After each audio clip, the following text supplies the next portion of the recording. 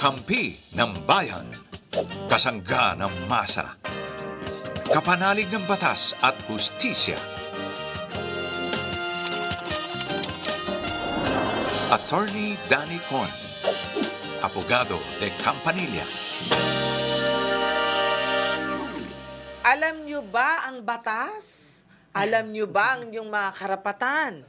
Nako, malalaman natin ang ating mga karapatan ngayong araw na ito. At bakit nga ba importanteng alam natin ang ating mga karapatan at alam natin ang tungkol sa batas? Nako, tatanungin natin sa ating kasama ngayong abogada. Ako po muna ang inyong Mare ng Bayan, Mare Yao. Kasama natin ngayong gabi, walang iba. Attorney PG, abogada de Campanilla. Good evening! Ay, good evening. Parang ang dramatic ng entrance Oh, mo gusto ngayon, ko yung ha? ganyan, ha? Ha? Oo, kasi Parang, gusto ko yung mga kabataan nakikinig ng Oo. ganyan. Kulang na lang maiyak ako. Ay, ganyan. Wag naman, Di ba, friend. wag naman. Oo. Di ba? Pero ang ganda ng entrance mo.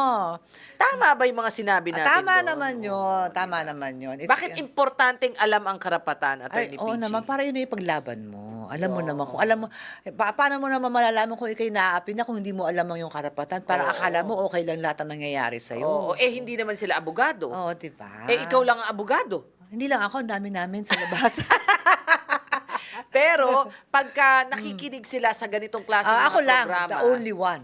Oo. Pero pagka ganitong klaseng programa, ikaw ba nung medyo bagets-bagets ka, mahilig kang makinig sa mga ganitong klaseng programa? Oo, kasi yung kasama ko sa kwarto ko nung habang ako'y lumalaki, wala akong yaya-yaya. Ang aking lola ang tawag ko sa kanya, pero actually tita siya ng mami ko na hindi nakapag-asawa. So yung kasama ko. As in, we shared a room sa bahay namin. So, Maaga kang tumanda. maaga akong tumanda. Sa pakikinig niya ng mga kung ano-ano. Ay, mahilig siya sa AM, yung sa radio, Oh, yung mga programa na oo. yung mga drama, O gano'n. kaya public information. Yes, Yan. oo. Okay, So, alam sige. na alam ko yung mga yan. So, Bumati ka muna. okay, nga, hello po sa inyo lahat. Kasi ito na naman, papagalitan na naman tayo ng ating mga direktor. Hello po sa lahat ng mga nanonood sa amin ngayon sa Facebook at saka sa YouTube. At kung gusto nyo mag-text sa amin, pwedeng-pwede para sa inyong mga problema. Gamitin nyo po ang Globe, it's 0954-310-0331. And for Smart, it's 0961-770-8807. Or you can also use Facebook Messenger. Yan. Yan. Uy, ito pinag-uusapan na rin naman natin to, no? Dahil nga tayo ngayon, maswerte ang mga kabataan ngayon dahil sila ay pwedeng makakita ng mga programang katulad natin. At saka, ang dami dyan, I'm sure, no? Maraming nagbibigay ng mga opinyon, talakayan tungkol sa mga usaping legal. Bakit importante habang ikaw lumalaki or habang ikaw ay namumulat? Kasi hindi lahat ng oras kaya mo magtanong. Oo naman. Dapat meron kang stock knowledge. Oo. Dapat alam mo, teka muna, hindi tama ito eh. At saka kahit na ikay, ngayon kasi uso sa kanila yung nagtatanong sa AI. Hindi Diba? naman lahat. Oo. Naging ano na natin yan, naging testimony tayo yan. Naging testimony tayo dyan. Dahil sinubukan. Ginawa natin dito. At mali ang sagot. Mali ang sagot. Mali ang sagot. Kinorek ko pa dahil nga, nung tinanong, parang hindi ata yan. Hindi akma. Hindi akma. Oo. So, sa mga nanonood sa amin ngayon, live dito sa studio or kahit dyan sa inyong mga tahanan, hindi ko sinasabing huwag niyong gamitan ng AI. At ito'y malaking tulong. Pero, mahirap rin gumamit ng AI kung hindi mo alam kahit paano, kung paano Correct. siya i-correct. Correct. Oo, kung Ayan, paano siya ha? i-correct. So, ibig sabihin, makinig, matuto. Although, hindi naman sa lahat ng... Ito, baka meron din sumobrang matuto naman at maging abogadilyo. In short, oo mahirap naman. din yun. Yung nga sabi nila, diba, a little knowledge is a dangerous thing. Yes, 'di ba? Diba? Hindi rin pwedeng ganoon. Pero ang sinasabi natin, pagka may alam ka, kahit papaano, ito'y parang sandata mo. Kung umuulan, may payong ka, alam mo 'yun, Ayan. 'di ba? Ang ano ko dyan is always stay curious, in a Yes, sense, di ba? that's Parang true. pag nalaman mo yung isang bagay, don't stop there, di ba? Oo. Ask some more, di ba? Kasi like, sabi mo, ay, may karapatan ako dyan. Teka lang, sandali. Magtatanong ako, pero alam mo na, Oo. na may karapatan ka. Hindi ka walan Diba? sa inyong katalinuhan na nagtatanong. In fact, a sign of an intelligent person is the one who always asks questions. That's Okay. very true. Oh, okay. Right now, may question si Rico ng Bukidnon. Hang layo niya, friend. Ay, at saka ang ganda dyan sa Bukidnon. Okay, alam mo, bagsak ako sa geography eh. Saan ba itong Bukidnon? Mindanao. That's the Baguio of Mindanao. Ang ganda dyan. Ah, really? Oo, dyan yung, ano nga ba yung monasteryo doon? Zubiri Country. Ay, hindi na ngayon, Flores. Grabe, ha? Flores Country ngayon talaga, yan. may pangalan. Ba't ganon? Ano nga ba yung monasteryo dyan na sikat? Sa Bukidnon yun eh. Ay, really? Malamig dyan. Hindi pa ako nakapunta ata It dyan. is, nasa bundok siya. It is like, actually, baka nga mas malamig pa sa Baguio kasi mas mapresko siya. Napakaganda dyan sa Bukidnon. Really? Napakaganda. Makapunta nga Oo, dyan, oo, ha? oo. By your recommendation. Yes, hindi ako Sige. mapapahiya sa'yo. Puntahan mo ang Bukidnon, magaganda ka sa Bukidnon. Okay, eto, may kakilala po kaming kapitbahay na madalas nasangkot sa gulo. At may mga aligasyon ng pananakit. Itong kapitbahay na to, Oh, grabe, ha? jackpot sila. Pasalamat ka, hindi kami dalawa niya to Ah. kapitbahay mo. Pangharas at attempted sexual assault. My gosh. Ay, nako ha. Pero tila hindi natutuloy ang mga kaso dahil sa impluwensya ng mga kamag-anak niya sa barangay. Okay. Barangay lang ha, tapos nanggaganyan na kayo ha. ah. Natatakot po ang mga tao na magsumbong dahil baka balikan sila. May paraan po ba para maimbestigahan o masampahan ng kaso kahit walang gustong maglantad ng identity? Kailangan po ba naming mismo ang magreklamo o humarap? Ano po ba ang pwedeng gawin para maproteksyonan ang aming pamilya? Alam mo, Oh. meron akong nakitang ganito recently, a very famous Kaya mo yan? newscaster. Sino? Anong nangyari sa kanya? Oo, parang may hinarap siyang ganyan eh. Okay. May hinarap siyang ganyan kasi may naging kaso. Oo. Dahil natatakot nga yung mga kapitbahay na magsalita. So, Oo, actually, isinumbong dun sa media. Actually, madaming ganito yung mga town bullies, di ba? Yung mga parang yung mga sikat sa inyong barangay man, or na parang, alam nyo, yung sanggano, kumbaga, for lack of a better Tagalog word for it, no? Ang tanong nila is, ayaw nilang na babalikan. Mapipinpoint ka eh. Kunwari, nireklamo ay So, the actual question is, can you file cases or Without- anonymously? Yes. Oo. The answer is yes. The answer is yes. may mangyayari ba sa kaso? May impluensya sa barangay. Yun ang magandang consequence niyan. Since walang lanumantad na private complainant, medyo mas matagal ang usad niyan dahil magke-case building pa yung pulis dyan. Dahil anonymous, ano ba ang mga pwedeng anonymous? Pwede nga depende kung ano yung krimen, di ba? Kung dito, I think police, no? So, 171 ang PNP hotline, 'di ba? Wherein you can actually complain, sabihin mo dun sa hotline, itong taong to, ganyan pwedeng paimbestigahan at doon na magsisimula yung anonymous 'yon, pwede 'yon 171. 'Di ba? So, in fact, madami ng mga avenues ang ating gobyerno kung gusto mong magreklamo ng ganyan at ayaw mong magsabi na ikaw at precisely for this reason. So, yun, sabi ko na sa PNP, 171 should handle this one. If it's against a public servant, pwede rin, anonymous. Yung na kinaiinisan ngayon ng mga government officials, yung 8888. Meron pa ba yun? Oo, hanggang ngayon. Oo. Kala ko wala na yung 8888. Hindi. Meron pa rin Meron pa rin. 8888 kung meron kang reklamo sa mga... Yan, pwede nyo rin reklamo yung barangay captain na kamag-anak, actually. Oo, totoo yan. Sa 888. So, dalawa yan. Yung sa 171, doon sa talagang yung taong yon, yung 8888, doon sa barangay captain nyo na tila pinoproteksyonan yung taong yon. Pwede nyo rin siya ireklamo dahil parang hindi niya inaaksyonan kahit kayo yung nagrereklamo Obstruction of justice. Mga ganun ba? Diba? Yan. Ang kapalit lang nun, since you are not willing to do it personally, ayaw niyong lumantad, medyo mas mabagal lang usad yun ng kaso. Kasi yun ang tatawag doon, magki-case building pa sila dahil walang gustong mag-testify. Okay, Oo. pwede bang magsama-samang lahat sila against that kapitbahay? Pwede naman. Diba? Oo, pwede Sama-sama kung hindi, minsan, ito Wag ang lang, bubulihin niya, ito sa kabila naman, ano ba yun? But don't take justice into your own hands. Of course, I don't you cannot. suggest that, Oo. diba? Pero, kumbaga, sama-sama Sama silang magreklamo anonymously kung Oo. madami nang tumatawag na ganun, same facts, same circumstances. Yes. Talaga. Pwedeng ganon. Wag na nating puntahan ti barangay kasi kamag-anak niya. Punta na tayo, diretsyon tayo munisipyo. Pwede. Diba? Oo. Pwede ba yun? Pwede yun. Kung find strength in numbers, if you don't want to, pwede naman. naman, pwede. Kasi naiintindihan natin buti sana kung katrabaho mo lang, di malalaman ng bahay mo, hindi pero so kapitbahay mo. kabahay mo, oo. Eh di, syempre, sino nga naman yung, di ba? Di ba dapat ang magkakapitbahay nagtutulungan? Ah. Bakit mayroon nagiging sanggano? Mag 171 na lang kayo. Hindi, sa akin, dun, isumbong nyo ulit dun sa, Oo, dahil pupuntahan niya, pinuntahan niya. At saka hindi, ang gagawin nyo sa susunod na eleksyon sa barangay, magsama-sama kayo. Huwag nyo na iboto yung barangay captain na Yan ang sinasabi There- natin. Yun ang sinasabi namin na importante yung boto. Kaya Diba? nga. So, kung ang problema nyo ay yung barangay captain, palitan nyo na yan. Eto bakit nagkaroon kayo ng barangay captain na ganyan? Di ba, sino bang bumoto? Di ba kayo? Oo nga. Huwag mo, Oo. Pero huwag mo sila sisihin. Pero oo nga. Di ba totoo? Diba? Oo. That's Oo why nga. even our leaders right now, kung kayo ang bumoto ng mga leaders natin, huwag ka magreklamo, binoto mo. Ay, hindi naman ako hindi ako umaayon doon. Kahit binoto mo yan, pwede kang magreklamo.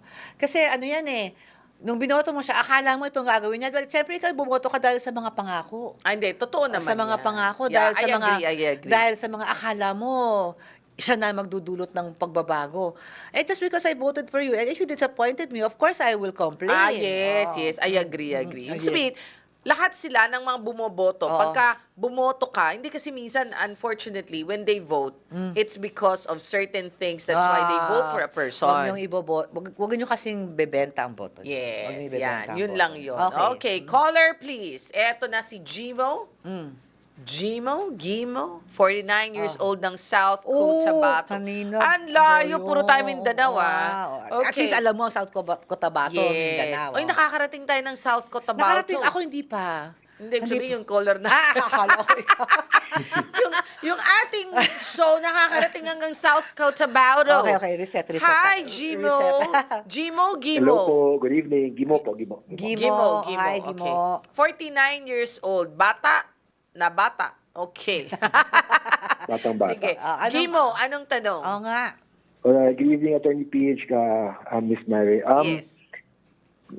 Ayun po, last year po, na-retrench po ako around October. Retrench, okay. Citing launch dun sa company.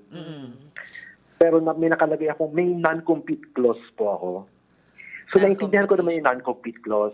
Bali, 1 year yan So, meaning, hindi ako pwede sumali or ma-employ ng ibang competitor for a year. However po, meron pong nakalagay din na non-solicitation clause.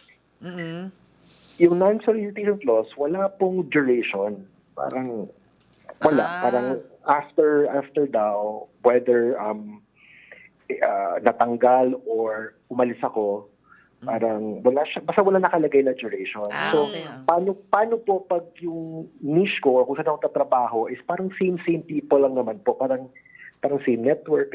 Paano po kaya yun? Sige, sandali lang, Gimo, Himay-himayin lang natin para sa... may mga viewers natin. Yes, okay. So, siya ay na-retrench. Ibig sabihin ng na-retrench ay... Siya ay natanggal sa trabaho to retrenchment, which actually can be restructuring ng kumpanya. Restructuring ba or business losses?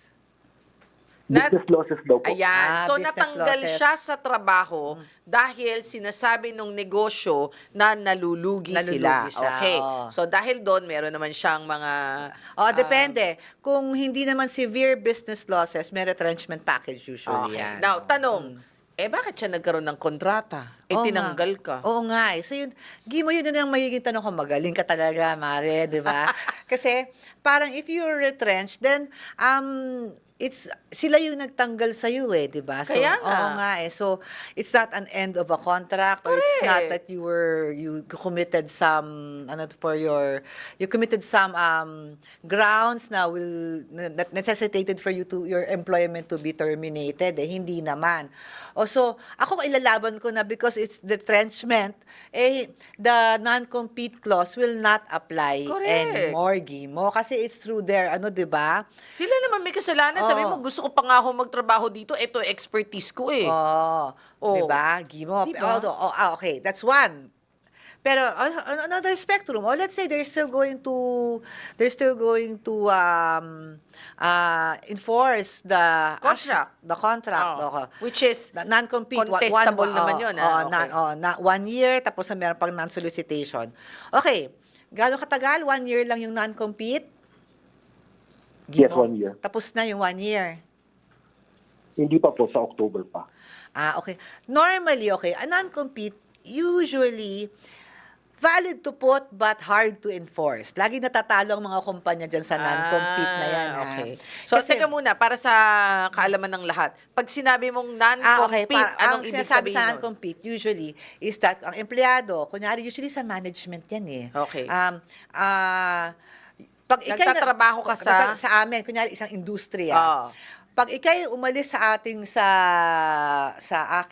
employment mo sa amin, Oo. bawal kang magtrabaho sa isang kumpanya na competitor namin. Ayan. Oo, Kunwari, parehas kayong gumagawa ng ice cream. Oo. Oh, Oo. dahil management ka, marami kang alam, di ba? Oo, kahit man lang, Lumipat ka ng kumpanya na gumagawa rin ng ice cream. Oo, tapos yung formula nila, alam mo na. or Alam more or na less yung alam mga mo na, secret. di ba? Oo, ganyan. Pati yung kanilang paano magbenta, paano yung ganyan. So, yun yung non-compete. Yan yung non-compete. Okay. Oo. So, tas non-solicitation is yung parang non-compete rin, pero you cannot solicit the same yun ang problema niya kasi yung same customer, same client, so, paano same nga yun? supplier. Walang duration.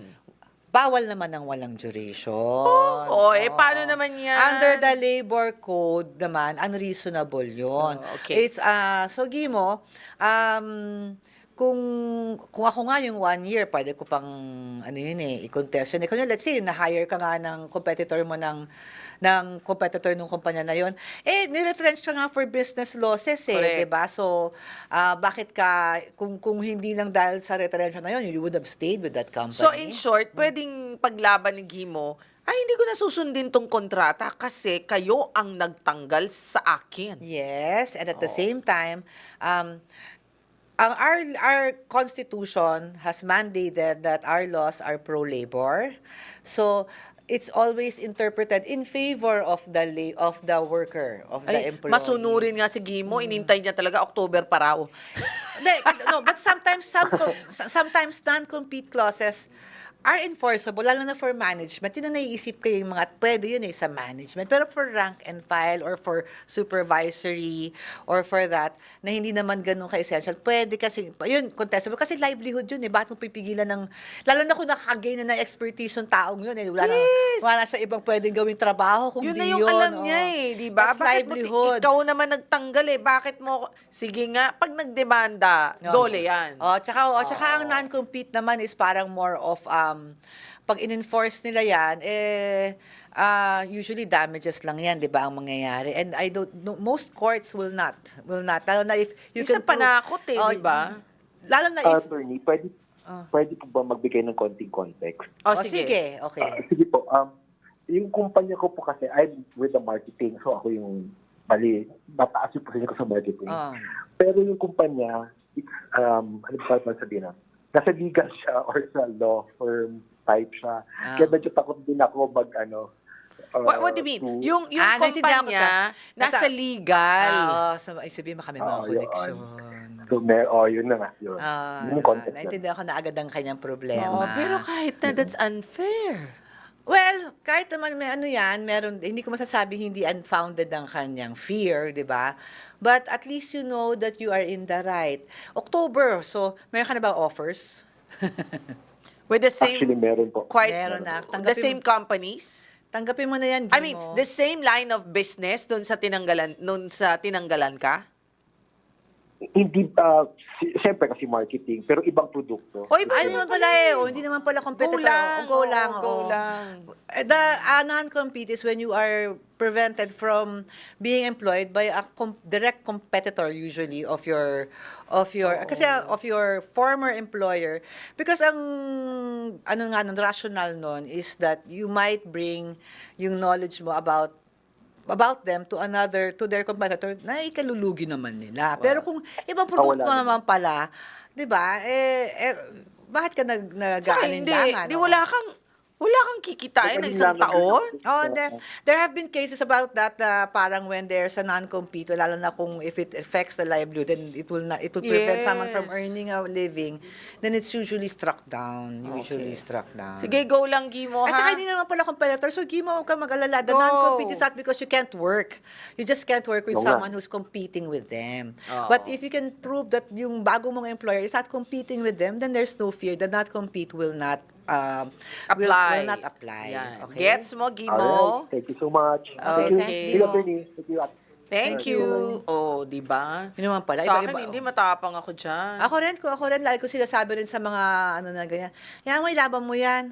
Oh, sa akin, sabi, excuse me po. Kasi sila ba yung magpapakain sa pamilya mo? Kaya nga. Oh, di ba? O, asan? Di, ikaw magpakain sa isang taon? Exactly. Ay, tandaan mo ang aking, Baka magalit standards. sa akin ng IVP. Pero yun na nga, ako rin parang, di ba, well, unless yun na nga, there are certain instances, like for example, CEO ka nung isang kumpanya, di ba?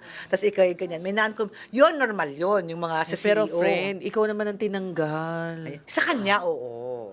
Siya yung tinanggal. Buti sana kung siyang nag-resign. Yes, actually for this case, I don't think that kaya nung nag-advise ako, parang on the different spectrum. Pero at the very first, since you were retrenched, then Yeah. parang they were the ones who, so why are they going to enforce the, Okay, sige. Ang sabi ng text in question na short only please. Okay, sabi niya, si Lauren, 29 years Si old Lauren. ng Metro Manila. Okay. Ang daldal daw natin. Sabi niya, short only Okay, please. okay. Magandang araw po. May utang po akong 73,000 or umabot na ng 73,000 na may interest na napakalaki. Hanggang 115,000 at ang kasunduan po ay puro usapan lang sa chat. Ngayon ay pinipilit akong bayaran agad at hinahanap pa ang mga kakilala ko. Ito talagang papautang na ito. Talagang ang gagaling daig pa NBI nito mga to. bawal actually yan, di ba? Oo. Okay. Habang sinasabi niya sa barangay muna kami mag-usap, nais ko sanang malaman kung pwede ko po bang isuggest na idiretso ko na lang sa small claims court kesa dumaan pa sa barangay. Mas appropriate po ba ang small claims para sa ganitong klaseng utang na may chat-based agreement? Unfortunately, pag sa mga ganyan, at kabarangay niya, no? Mukhang kabarangay niya, ay requirement ang dumaan ka muna sa, Sa barangay, barangay before oo. ka. Kasi yun yung sa mga ina-attach sa small claims court, yung CFA, Certificate to File Action. Question. Well, kung titingnan mo sa amount, dahil siya ay 73 or 115, pasok sa small claims. And even for chat-based. Kasi, it's... Pag technology, chat-based pwede. Oo, kasi screenshot lang yan kasi it's proof of it's proof on agreement na yan under the e-commerce and e-commerce act. It's already accepted So, as ebidensya na siya. ebidensya na siya. Okay. But ang question niya is ayaw niyang dubaan ng barangay eh. This is proper for small claims, yes. But I mean, pag small claims kasi, lalo na kung if it is kabarangay mo, hihingin talaga yung certificate to file action nakakabit. Okay. Ngayon, pwede mo bang i-apila kasi mukhang ang taas ng interest nito, ha? Sa small claims, Nakamamatay daig pa niya ata si I know. 5656. Kaya na kasi wala na anti-usury law. But yes, sa small claims, Pwedeng i-apila yan? pwede, apila na lang. Kaya yun naman gusto niya eh. Mukhang kasi siya yung may utang eh. Tapos gusto niya i-small claims na kasi doon siya mag-a-appeal. Makakakuha siya ng hustisya mula doon sa mga judges. Doon siya. Baka sakaling Judge pala. ma-render na, sige, Ito na lang, ang laki nun yan, no? Kumbaga maipilit ang settlement. Correct. Oo, O, maipilit sige, na. maganda yan, maganda yan. So, daan ka muna sa barangay dahil importante Yeah, it's yan. required eh. Oo. Oo. Pero siya kasi yung ididemanda dapat, so intayin na lang yung demanda niya, ganun. Kasi wag ka na lang mag-attend ng barangay, tapos Oo. magkakaroon ng CFA yan. Tapos pumunta ka na lang sa ipabarangay. ito na. Sabi ko nga, please na lang. wrap up. Sa barangay. Okay, oo, sa sige. barangay. Okay, Tayo with that, barangay ni Direk dito eh. ipapabarangay na kami dito. Oo. Maraming salamat po sa inyong pagsama sa amin. And of course, I'd like to say hi to Papa Jimmy, Mama Trining, and Babe Marshall Castro. Ako po ang yung Mare ng Bayan, Mare Yao. At ako yung abogada de Campanilla, si Attorney PG. Hanggang sa muli, bye! Bye!